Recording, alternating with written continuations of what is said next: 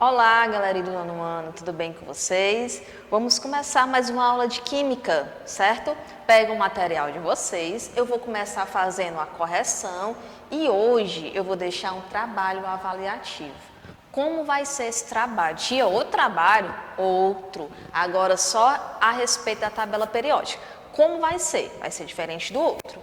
Eu vou deixar um arquivo em PDF e esse mesmo arquivo em PDF eu vou deixar ele em Word. O que é que você vai fazer? Eu vou deixar o meu e-mail disponível para vocês. Vocês vão fazer esse trabalho e vão ou você tirar foto ou escaneia e coloca em PDF e me envia para o meu e-mail, certo? Ou faz todo digitado, você que sabe. Mas o importante é, se você for fazer tirando a foto, cuidado, vê se você, após você tirar essa foto, vê se você consegue ler, certo? Que eu vou precisar fazer a correção e vou precisar dar uma nota a vocês, tá certo? Esse será o nosso segundo trabalho de Química, certo? O outro foi pelo formulário e esse vai ser pelo e-mail, tá certo? Não deixe de fazer, que ela é super importante. Se precisar do meu contato, vocês sabem como conseguir e sabem onde tem, tá certo? Vamos começar. Hoje, 14/7, eu vou falar novamente sobre tabela periódica. A aula passada eu comecei falando sobre ela, não foi? Deixei essa atividade que fala apenas da tabela periódica, certo? E hoje tem o trabalho avaliativo, não esqueçam de fazer e façam bem feito, tá certo?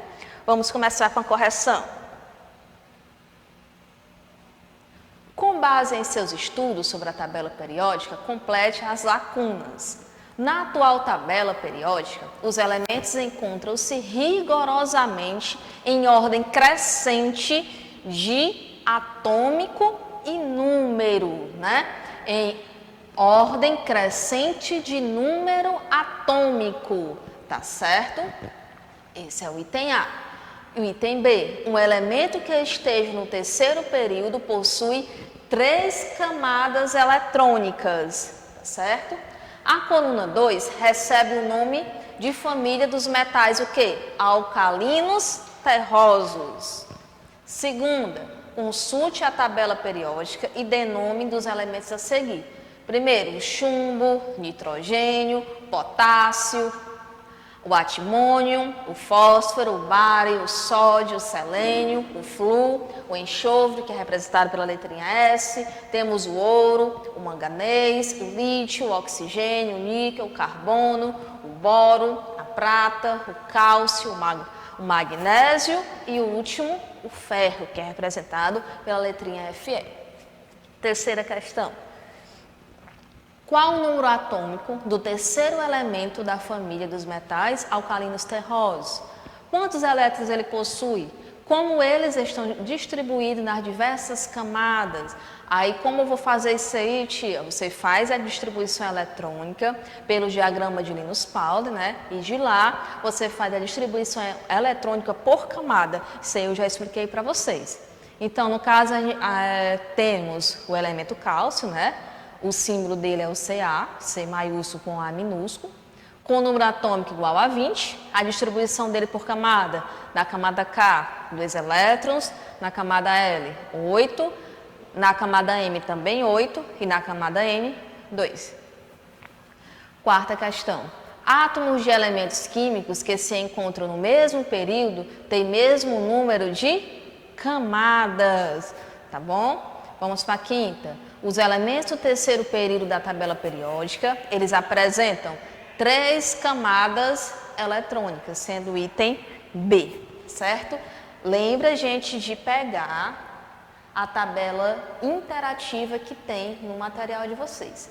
Vamos falar aqui um pouquinho da tabela periódica. Vocês ficam olhando a tabela e eu vou falar aqui um pouquinho mais ainda, né, sobre ela, que a aula passada foi só da tabela periódica. Primeiramente, a tabela periódica, ela não é para decorar. Ela não vem para a gente decorar. Ela vem como consulta. A gente precisamos aprender como consultar uma tabela periódica, certo? Como a gente vamos fazer isso? Como consultar uma tabela periódica? Ela serve como informação, né? sobre os átomos. Ela é organizada em ordem crescente de números atômicos, ó.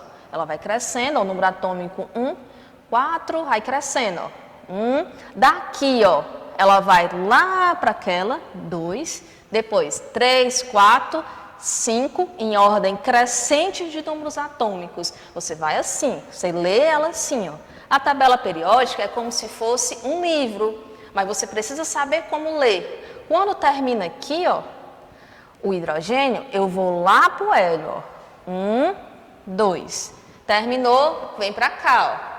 Aí assim vai, você vai lendo linha por linha, certo? Aí, depois como é que eu faço?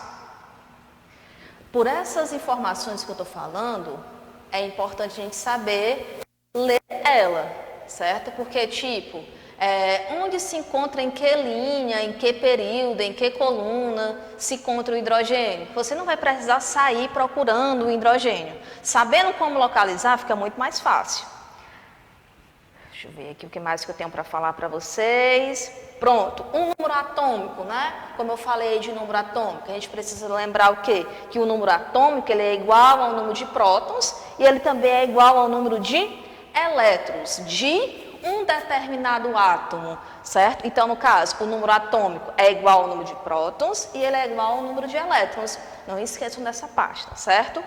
Outra coisa que eu tenho para falar para vocês é: na tabela periódica, vamos ter elementos químicos que são um conjunto de átomos, certo?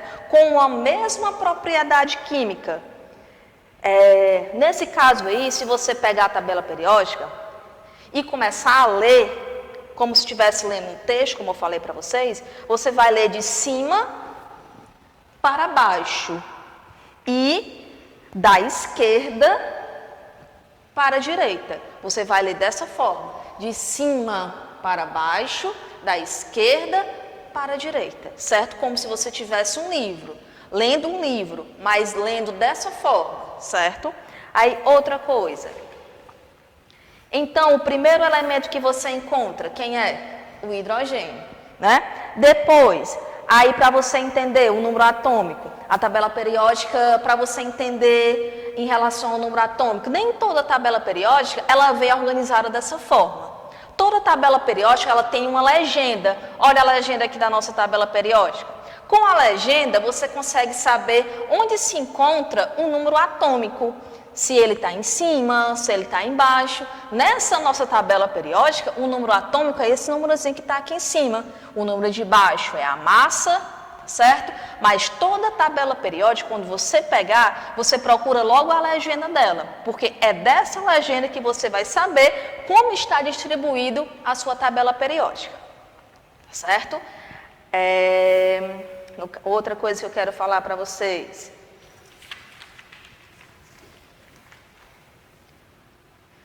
Pronto, mas só que no caso, né, como eu tinha falado para vocês, a gente não vamos ler a tabela periódica, né? Nós vamos apenas consultá-la, mas eu preciso saber como localizar.